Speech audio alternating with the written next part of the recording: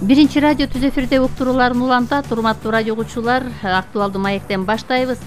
Өлкө президенти, билим берүү жана илим министри Каныбек Исаков менен коронавирус пандемиясы шартында окуу процессин уюштуруу маселелерин талкуулаган.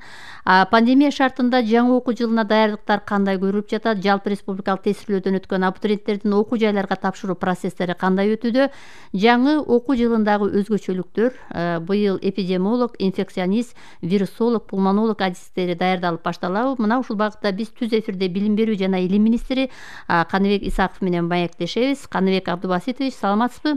Саламатсызбы жа. Биздин программабызга кош келипсиз. Мынакей президент менен онлайн форматындагы пикир алышууда өткөндө болду. Мына ушунда сиз 2019-2020 окуу жылын аякташы, анан жаңы окуу жылына карата даярдыктар боюнча маалымат бербедиңизби? Мына ушул багытта сөздү баштайлы. Айта келгенде айтсаңыз, ушул министрликтин антикризистик планы сиздин көз карашыңызда кандай жыйынтык берди? Ушул кырдаал биздин каалагандай болгон жок. Ушул пандемия шартында биз дистанттык билим берүү аркылуу акыркы чейректи, 4-чейректе мектептерде жана эми вуздарда ушул жайкы сессияны дистанттык форматта бүтүрдүк. Бир топ иш аракеттер болду. Ушул эң башкысы окуу процессин үзгүлтүккө учуратпайлы деп тез аранын ичинде даярдоого мүмкүнчүлүктөр болду. Эми мен жыйынтыктоо боюнча кыскача айтайын. Ушул 9 жана 11 класстардын мамлекеттик экзамендерин кабыл алууда биз өзгөчө бир башка мындай алгоритмди сунуш кылдык. Балдардын ушуга чейин топтогон ийгиликтерин, жетишкендиктерин карап, ар бир мектепте түзүлгөн мамлекеттик комиссия балдардын ошол реалдуу бааларын коюп беришти мамлекеттик экзамендерде 9 жана 11 класстарда. Ошонун негизинде биз 60.533 балага 11 классты бүткөн аттестат бердик. 105 балага 105.689 балага 9 классты бүттү деген күбөлүк бердик. Бул эң башкысы балдарда баягы контакт болгон жок, жана адам факторун жойгон бир жакшы чечим болду. Андан кийин эң чоң иштерибиздин бири ушул мына Кыргызстанда биринчи жолу биз 43.963 окуучубузду жалпы республикалык тестирлөөгө катышууга жетиштик. Себеби азыр бир топ мамлекеттер али ушул балдардын жогорку окуу жайга өтүү боюнча тестирлөөсүндө өткөрө албай жатышат, баягы пандемияга байланыштуу. Биз баардык талаптарды сактоо менен, санитардык, гигиеналык, эпидемиологиялык талаптарды сактоо менен 43.963 окуучубузду жалпы республикалык тестирлөөгө катыштырдык. Анын негизинде 25.332 бала 110 балдан жогору бал алды. Ал эми 105 балдан жогорку алган балдарыбыздын жалпы саны 28.180 окуучу болду. 53 окуучубуз алтын сертификатка ээ болду.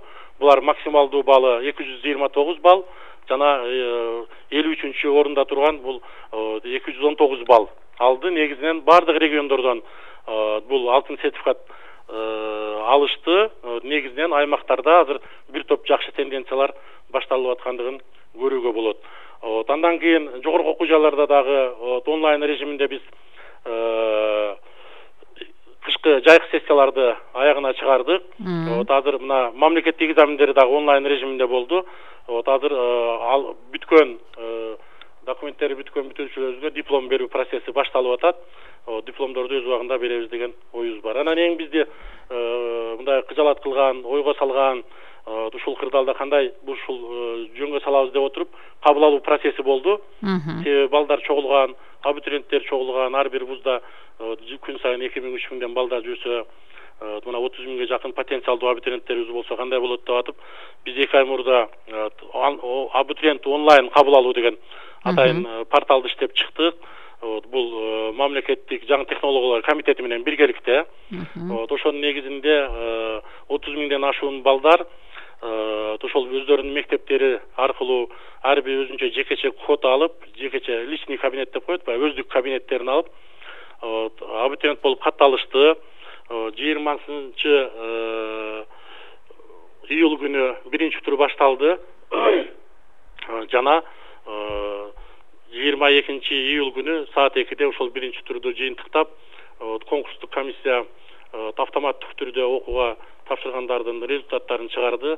Жана ар бир ата-эне ар бир абитуриент, кызыккан ар бир адам ошол сайтка кирип, ар бир баланын деңгээлин, топтогон балын, позициясын көрүүгө, ким өтөт, ким өткөнгө мүмкүнчүлүгү бар категориялар боюнча баягы шаар, бийик тоолуу регион, тоолуу регион, айыл, чек ара аймактарынан келген жана жеңилдикке ээ болгон катмар бар баягы майыптыкка ээ жана социалдык мындай муктаж болгон балдар конкурстарга катышты. Мына 22 күнү саат 2-де биз жыйынтыктадык.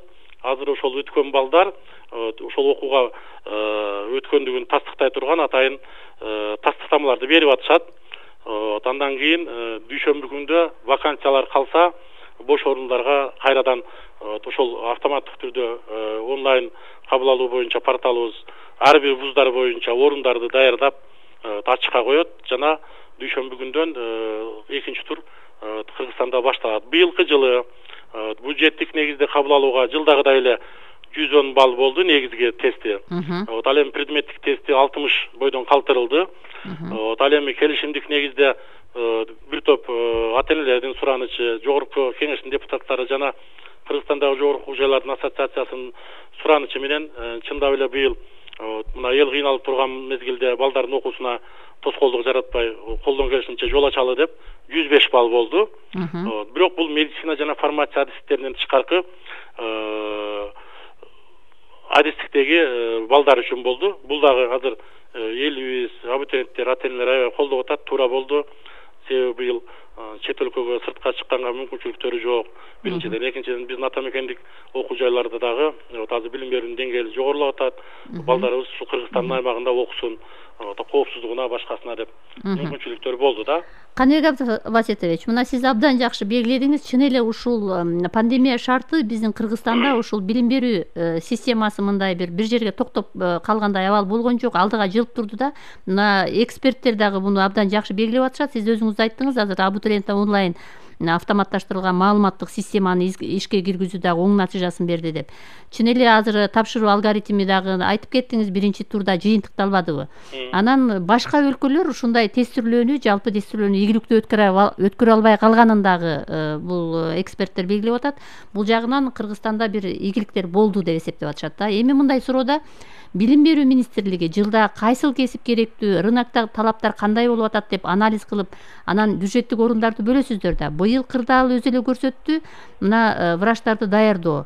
Эми врачтарды даярдоо мурун кандай приоритетте эле? Жылда канча медицинада ушул медицина жагын канча окуу жайларында аяктайт да, ушул жагынан дагы айтсаңыз. Туура айтасыз, бүгүн пандемия бир топ баарыбызды ойго салып атат.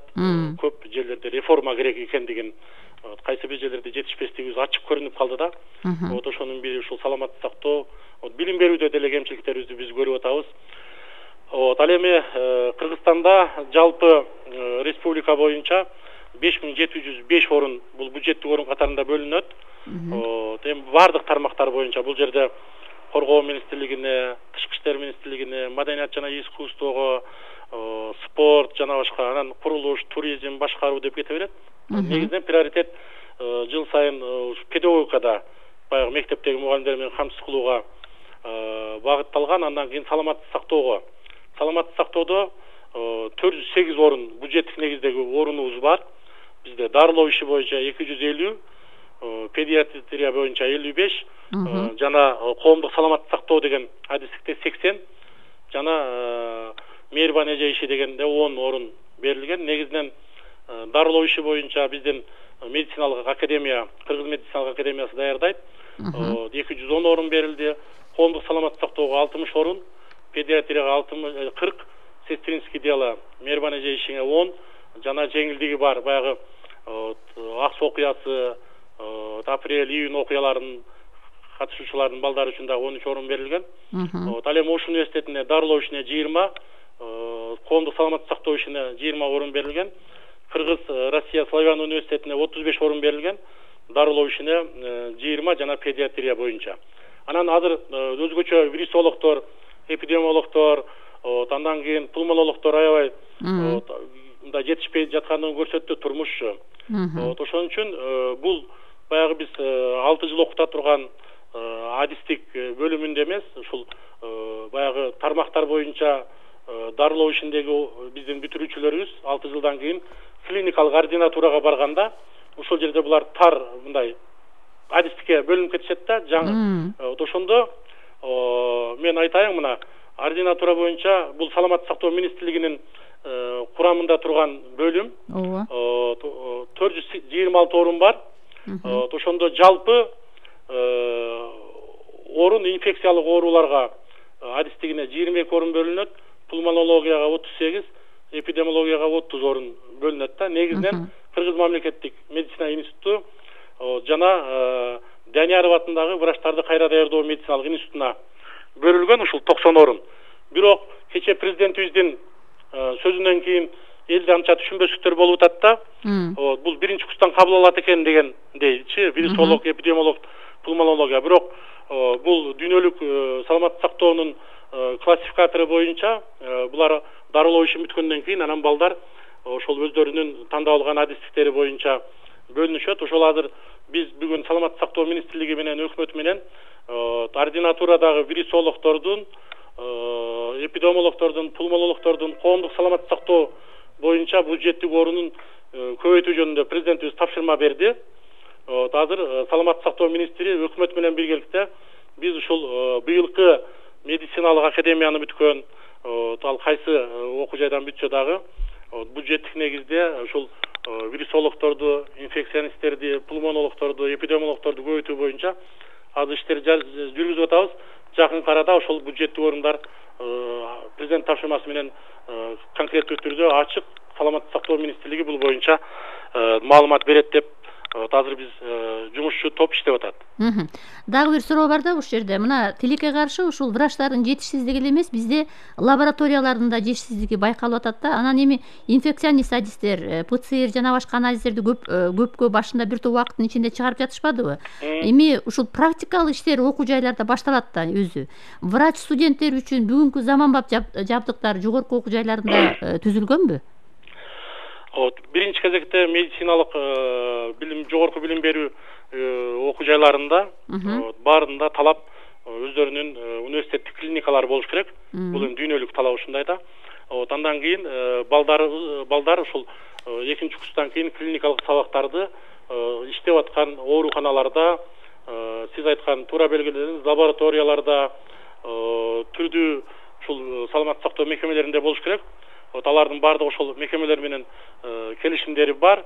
Бирок азыр биз дагы лицензиялык талапты медициналык окуу жайларга жогорулаталы деп атабыз. Мурда ошол клиникалар арендага алынган, баягы жеке ошол медициналык окуу жайдын менчиги болбогон учурда дагы лицензиялар берилип кеткен да. Азыр тескерисинче ар бири өзүнчө менчик клиникаларга ээ болсун. Ошол окуу процессин ошол менчик клиникаларында жүргүзсүн.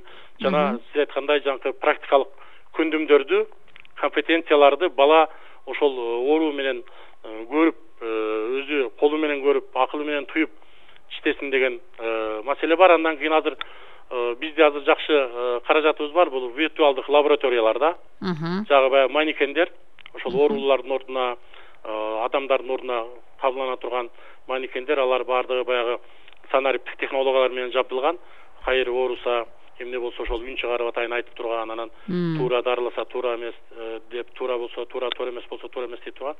Көбүнчө ошол биз санариптик лабораторияларга басым жасайлы деп атабыз. Албетте саламаттык сактоодогу азыркы кемчиликтер бул баардыгы ошол билим берүүгө байланышкан. Ошол билим берүүдө ошол биз каерден азыр аксап аткан болсок, окуу программаларын өзгөртүшүбүз керек. Биринчи кезекте. Себеби ошол бала жаш медик ала турган көндүмдөрдү ал кайсы предметтен алат, кайсы сабактан алат, ал сааты көлөмү канча болуш керек. Ушулардын баардыгын азыр изилдеп биз эксперттик педагогикалык бир топ түзүп, ушул боюнча иш алып барып атабыз. Ушул жагдайда дагы бир суроону берейин. Каныбек мырза, мына Кыргызстанда бир топ жеке менчик медициналык окуу жайлар көбөйдү да. Ал жерде чет мамлекеттерден келген студенттер дагы аз эмес. Мисалы үчүн ошол контракт, окуу болгон төлөмдөр бул чоң акчанын башын чапчыйт экен да. Анан коомчулукта ушундай суроолор бар. Бул жердеги билим берүү методикасын, эффективдүүлүгүн министрлик колго алганбы? Мисалы үчүн ошо жеке менчик өзү каалагандай баягы окуу процесстерин өткөрөбү? Туура айттыңыз. Азыркы күндө ушул чет өлкөлүк студенттерди окуткан жеке менчик медициналык окуучулар көбөйүп кетиптир. Азыр биз баардыгын көзөмөлгө алып атабыз. Себеби учурунда лицензиялар берилиптир. Анан ушул бул эми жакшы жагын айтайын, бул эми билим берүүнүн экспорту деген. Бизге баягы билим берүү туризми деген жагы келген 18 миңге жакын чет өлкөлүктөр азыр бизде ушул медициналык тармакта жана башка окуу жайларда адистерде билим алып атышат. Анан ушул жердин баардыгында билим берүү англис тилинде жүргүзүлүш керек. Себеби алар өздөрүнүн ата мекенине барганда дагы мындай кеңири адис катарында өзүн реализовать этиш керек да. Андан кийин албетте ар биринде клиникалар болуш керек. Андан кийин окуткан билим берүүнүн сапатын биз сөзсүз түрдө көзөмөлдөйбүз. Себеби ар 5 жылда бизде аккредитациялык агентство болор, көз карандысыз. Бул мамлекеттен тышкаркы. Ошол ар бир баланын ушул жетишүүсүн, ийгиликтерин, кемчиликтерин карап, ошол окуу жайда чындап эле мындай дарыгерлер сапаттуу даярдалуудабы жокпу чечимдерди чыгарат. Бул боюнча биз 2-3 окуу жайды быйылкы жылы лицензияларын алдык. Себеби талаптар азыр өзгөрүп атат, жогорулап атат. Анан бирок баягы позитивди дагы айтып коюшубуз керек да. Бул биринчиден биздин билим берүүдө 18 миң мындай билим берүү туристти келип, биздин республикада ошол батирлерди алып, тамак аш, кийим кече, электрондук каражаттар, телефондор менен каржалып, мындай жаткан ар бири өзүнчө чоң инвестиция алып келет да. Биздин өлкөбүзгө, биздин граждандар ошол алардын баягы квартира бергендери бар, жатакана, ичинтет, кийинтет, такси кызматы, ташый, транспорт, өзгөчө мына авиа каражаттары өзгөрөт да. Ошон жактарын биз колдойбуз. Андан кийин мени кубандырып аткан ошол балдар азыр мына 5-6 курста азыр мамлекеттик экзамендерин тапшырып өзүнүн ата журтуна кете албай калган балдарыбыз азыр мына волонтер катарында клиникаларда иштеп, жардам берип, мындай бир өзүнүн чыныгы бир мындай саламат сактоо кызматкери көрсөтүп аткандыгы кубандырат да. Анан ушул багытта мен бир нерсени айтайын дедим эле. Азыр Кыргыз мамлекеттик медициналык академиябызда 200ге жакын биздин врач окутуучуларыбыз, анан 5-6 курстун бүтүрүүчү курстагы балдарыбыз дагы азыр волонтер катарында обсервацияларда, клиникаларда иштеп атышат. Өзгөчө өздөрүнүн жатаканаларын булар обсервация кылышты, клиникаларын азыркы шартта ыңгайлаштырышты. Анан кайрыгы адис керек деген жерге барсам мындай мекенчилдик сезими менен өзүнүн адистигин сыйлап барып аткандыгы үчүн мен буларга аябай ыраазымын да. Мындай жакшы жагын дагы кээде айтышыбыз керек. Булар мамлекет үчүн, эл журтубуз үчүн ушундай мезгилде аянбай, кээде ушундай өмүр үчүн кооптуу болуп турса дагы барып аткандыгы бул мындай бизде позитивдүү айтса болот да. Мен алардын ушул аракеттерин аябай колдоп атам. Каныбек Абдубаситович, дагы бир ушул жагдайда бир суроону берейин. Жаңы окуу жылга карата даярдыктан мурунчу мына абитуриент онлайн автоматташтырылган система ишке кирди да. Эми ушул онлайн форматтагы кабыл алууда кандайдыр көрүнбөй калган, байкалбай калган жагдайлар болбойбу? Мисалы, жакшы окуп, бирок кайсы бир себеп менен катталууга үлгүрбөй калган сыяктуу, же бир предметтик тест туура келбей, айтор бүтүрүүчүлөр үчүн кандайдыр бир маселелер жаралышы мүмкүнбү? Бул жерде биз ушул ар бир кырдаалды деталдуу түрдө, мен университеттин ректор болуп иштегенмин 15 жылга жакын 2 университетте. Анан ошолдо көзгө көрүнгөн да, көрүнбөгөн да жагдайларды программада эскенге аракет кылдык. Бирок эми иш учуру дагы көрсөтүп атат. Сиз айткан анча-мынча жетишпеген жагдайлардычы. Биз мына райондогу билим берүү башкармалыктары, шаардагы билим берүү башкарма мектеп директорлору менен иштеп, ар бир ойрутага катышкан баланы биринчиден каттаганбыз. Андан кийин бир маселе жаралды. Баягы аскердик кызматын өтөп жүргөн, анан бүтүп аткан, же болсо былтыр бүтүп келген, бирок алардын сертификаты 3 жылга чейин жарактуу болгон катмар бар да, категория. Мындай балдарды дагы биз кошумча дагы регистрация кылып, баардык абитуриенттерге жекече баягы мына билимди баалоо боюнча борбордо ар бири катталган. Ошол каттоо боюнча биз санариптик байланышка чыгып аларды каттадык. Ал эми мына биринчи турда кемчиликтер эмне көрсөттү? Каттоодо көрсөттү, мындай кемчилик байкалган жок. Айрым абитуриенттер ошол программаны толук түшүнбөй калгандары болду. Бул биринчи. Экинчиси, анан шашып талонун таштап алат да, баягы кечигип калып кетсем мен өтпөй калам дегендейчи. Ошондой болуп тур да көбүндө. 2,5 күн убакыт болот дагы, ага карабай эле ата энеси эртең менен туруп эле барып өзү каалаганга таштап коет, анан анын мүмкүнчүлүгү канчалык, шансы канчалык, позициясы башка балдар, чоңураак балдар келип түшкөндө таштаганда өзгөрүп аткандыгы жөнүндөгү жагдайды эске албайт да. Бирок айрым баягы тажрыйбалуу болуп калган ата-энелер, балдар окуп атып жүргөндөр муну билет. Ал эми баягы тажрыйбасы биринчи жолу балдары таштап атса, ошол ата-энелерде ушундай бир жетишпестиктер болду. Азыр бир маселе болду. Бул баягы максаттуу деген айыл өкмөттөрдүн атайын жолдомосу менен келген топтор бар да. Ошол жерде мисалы үчүн Ош университетине таштаганда, Баткен областынан келген дагы максаттууга таштаган, Жалал Абад университетинен дагы келген да. Бул жерде ар бир аймактагы окуу жайдын өзүнө гана берилет да, ошол максаттууну даярдоочу. Мисалы үчүн Ош университетине, Ош технология университетине Ош областы, Жалал Абад университетине Жалал Абад областы, Баткен университетине Баткен областынан келгендер ошол максаттуу категорияга катыша алышат да.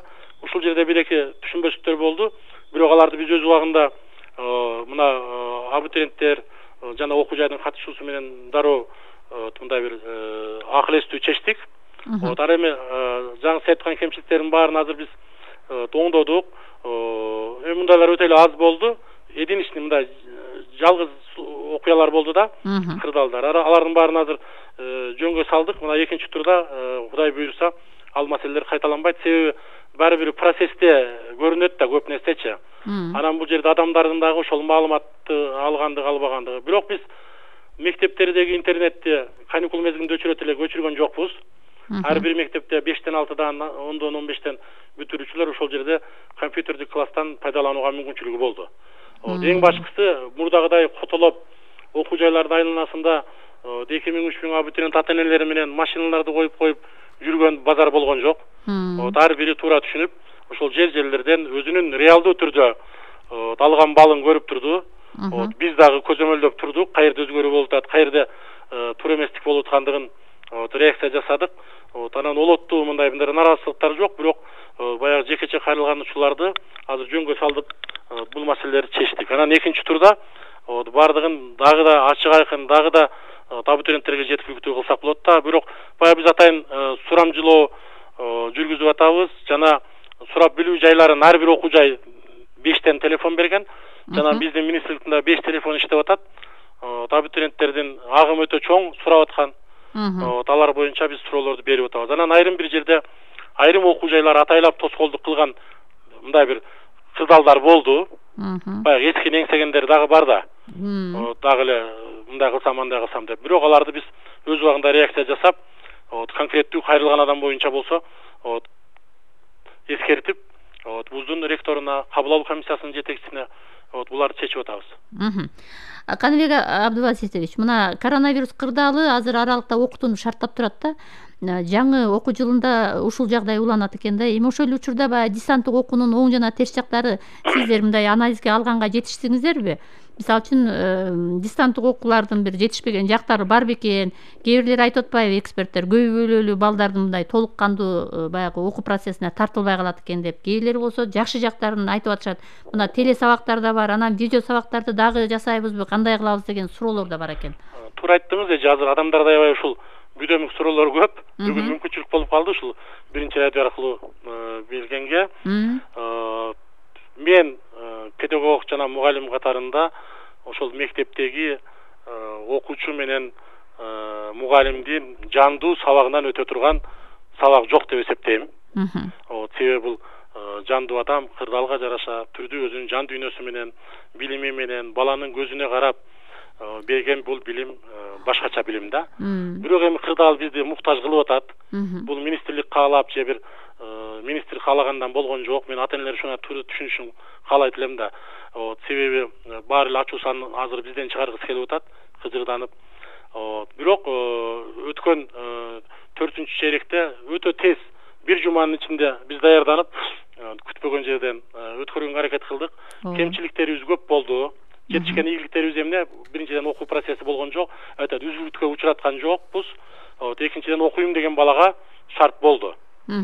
Техникалык жактан, башка жактан. Бирок албетте баягы мугалимде баягы онлайн сабак же мугалим менен окуучунун кайтарым байланышы эч качан мындай өзгөртө айырмалабайт да, муну мындай айырбаштай албайт. Ошон үчүн кемчиликтерди эмнелер болду? Биринчи кезекте мугалимдерибиздин дагы бир топ бөлүгү бул процессти жакшы өздөштүрө алган жок. Окуучуларыбызда дагы ошондой болду. Анан техникалык кемчиликтер. Айрым бир региондордогу интернеттин алсыздыгы, баягы өтө катуу күч келип кеткен мезгилде көтөрө албай калгандыгы, анан темп азыраак болуп, балдарга жай болгондугу бул чоң кемчиликтердин бири. Анан балдарыбызда башында айрым бир үй бүлөлөрдө телевизордун жоктугу дагы видео сабактарды көрүүгө тоскоолдук болду. Аны биз баягы мектептеги телевиденияларды, анан жергиликтүү бийлик, айыл өкмөттөр, райондор, губернаторлор бизге аябай жакшы жардам берди. Ар түрдүү, анан түрдүү фонддор дагы жардам берди. Анан бизге мына 3 оператор, Мегаком, Билайн, Нур Телекомдор дагы жардамга келип, 3 ай балдар үчүн, окуучулар үчүн, студенттер, мугалимдер үчүн бекер кызмат көрсөтүштү, акысыз. Кандай форматта болсо да билим алууга мүмкүнчүлүк берели деп. Анан биз бир топ билим берүү порталдарын иштеп чыккандыгыбыз жакшы болгон экен. Балдар баягы бош учурунда кирип, электрондук китептерди тааныштырып, кошумча билим берүү булактары менен таанышууга мүмкүнчүлүк болду. Азыр биз ошол кемчиликтерди баарын эсепке алуу менен даярдыктарды көрүп атабыз. Биринчи кезекте мугалимдерден турган ушу баардык областтардагы, райондордогу эң алдыңкы инновациялык мүмкүнчүлүгү бар мугалимдердин баарын башын кошуп 5 багытта иштеп атабыз. Биринчиси ата-энелер менен окуучулардын ортосунда байланыш кандай болуш керек деген бир топ иштеп атат. Бул топ негизинен ушул ата-энелерге дагы биз консультацияларды, кеп кеңештерди берип, атайын бир портал иштели деп атабыз. Себеби ошол порталдан ата-энелер дагы каалап, кээде мына психологиялык жагдайлар пайда болбодубу? Туура. Балдар менен ата-энелер дагы бири-бирине мындай бир түшүнбөй, анан бир социалдык карама-каршылыктар болду да. Биринчи топ ушул ата-энелерге методикалык, психологиялык жардам көрсөтүү боюнча нускамаларды иштеп атат. Экинчи тобубуз болсо, бул башталгыч класстарда окутуунун алгоритмин түзүү боюнча. Мен ушул жерде токтолуп кетейин. Мына биринчи класс эмне болот? Булар мектепке жатып эле дистанттык болобу деген. Биздин азыр даярдыгыбызда биз өкмөткө да сунуш кылып азыр муну иштеп атабыз. Саламаттык сактоо министрлиги менен да иштеп атабыз. Ушул биринчи класстарды колдон келсе реалдуу режимде окуталы деген ой бар, бирок санитардык, эпидемиологиялык талаптарды мындай катуу сактоо менен. Жана ата-энелердин жардамы, ата-энелер өздөрү эгерде өзгөчө бул шаар жеринде проблема, айылдарда мындай көйгөй жок. Балдарды коомдук транспортко салбай, өздөрү алып келип берүүгө мүмкүнчүлүгү болсо. Себеби балдар биринчиси сентябрь, балдардын биринчи класска келиши бул өзгөчө учур, биринчи, экинчи. Анан биринчи класс азыр дистанттык технологияларды пайдаланылбай, тамга тааныбай туруп кантип буга кирет деген дагы жагдайлар бар. Биз буга индивидуалдуу мамиле жасайлы деп атабыз. Андан тышкары мен ошол жерге дагы бир кошуп кетейин. Айрым бир алыскы райондордо мына азыркы оору катталбаган, анан борборлордон 100 километр, 200 километр калган тоонун ичиндеги айылдар бар да, таза. Ошол жерлерге биз санитардык эпидемиологиялык кырдаалдарды сактоо менен саламаттык сактоо министрлигинин уруксатын алып, реалдуу режимде окуталы деген оюбуз бар. Бул бардык эле класстардычы. Абдан жакшы. Себеби бул аралаш методиканы пайдаланбасак, баарын бир кылка карап, коомдо бир топ нараазычылыктар болуп атат да бул боюнчачы. Андан кийин 3-чү тобубуз мектеп мугалимдерине дистанттык окутуунун негиздери, аны туура уюштуруунун жолдору жөнүндө азыр иштеп атат. Биз августтан баштап мектеп мугалимдери үчүн атайын азыр модул иштеп чыктык. Ошол санариптик технологияны кантип пайдаланат, балдар менен педагогикалык, психологиялык карым-катышты дистанттык билим берүүдө кантип уюштурат, атайын нускамаларды иштеп, анан вебинарларды, семинарларды биз онлайн режимде биринчи мугалимдерди 1 ай даярдайлы деп азыр ушуга катуу аракет кылып атабыз. Ал эми 4-чү топ болсо, дистанттык окутуу, электрондук каражаттарды, интернет ресурстарын туура колдонуу жаатында мектеп окуучулары үчүн атайын нускама түзүп атат. Нускамаларды биз кагаз жүзүндө жана онлайн форматында чыгарып, ар бир окуучуга жете турган кылабыз. Себеби азыр бизде бир топ мындай сет пайда болуп калды да. Министр менен билим берүү мекемесинин башчысы билим берүү мекемеси менен мектеп директору менен мугалим жана мугалим менен ар бир өзүнүн классындагы окуучу. Мисалы үчүн азыр менден бир маалымат кетсе, ал 1 сааттын ичинде акыркы топко чейин, окуучуга чейин жете турган система жараттык да биз. Баягы WhatsApp группалары менен социалдык сеттер аркылуу, министрликтин сайты аркылуу азыр ушул процессти биз пайдаланабыз. Андан кийин 5-топ онлайн мектеп, виртуалдык мектеп деген бир мындай образдуу моделди иштеп атат. Бул эми пандемиянын шарты болобу, жакшы шарт болсо дагы бир кошумча билим берүүнүн булагы катарында биз альтернатива катарында коюп коелу деп атабыз да. Себеби балдар мектептен келгенден кийин ошол эле сабактагы өткөн эжекесинин же агайынын саатын ал видео сабак катарында кайсы бир YouTube каналдан да көрүүгө мүмкүнчүлүгү болот да. Каалаган мезгилде, каалаган саатта анан көрүп салыштыруудан жаралат. Анан азыр эң чоң көйгөйүбүз видео сабактар боюнча кемчилик өтө көп болгон. Бул ата-энелерден, мугалимдерден болду. Себеби өтө кыска аралыкта болгондуктан бизге атайын бир үлгү, мындай бир көзүбүздө көрүнүп турган бир өрнөк болгон жок да. Мында кандай сабак болуш керек эле, талаптар кандай, критерийлери кандай депчи. Биз азыр критерийлерди иштеп чыктык. Эң башкысы жандуу сабак болсун. Бала ошол мугалим менен мектепте класста отуруп сүйлөшкөндөй аура жаралсын. Андан кийин балдардын бир жан дүйнөсүнө жете турган бир мугалимдердин баягы сүйүнүчү, кубанычы, мугалимдер балдарды көргөндө бир позитиви байкалып турсун. Анан балдарга жөнөкөй тил менен сабакты түшүндүргүлө деген сыяктуу. Мен дагы мындай карапайым тил менен айтып атам, өзүнүн критерийлери бар. Ал боюнча иштеп азыр биз 200дөн ашуун мугалимдерди тартып атабыз. Сабактарынча. Өткөндө жакшы мугалимдерди алып калдык. Анан чамча кемчилик айтылган сабагына мындай бир сын пикир айтылгандардын ордуна биз альтернатив түрдө башка мугалимдерди эң алдыңкы мектептерден тандап алып атабыз. Андан кийин эми бирок баягы эң алыскы мектептерден тандап алууга мүмкүнчүлүгү жок, себеби алар студияларга келе албайт, сабагын бере албайт да азырчы мындай реалдуу шартта. Азыр мугалимдерди ошол сабакка алып келип, студияга алып келиш дагы чоң көйгөй болуп атат. Себеби ар биринин коопсуздугу бар. Мындай пандемия күчөп турган мезгилде бизде дагы ар бир мугалимге карата ушундай бир этият мамиле жасайлы деп атабыз. Но бирок иш аракеттерибиз жүрүп атат. Азыр эл бизди шаштырып атпайбы? Дистантта окуйбузбу же башкачабы депчи.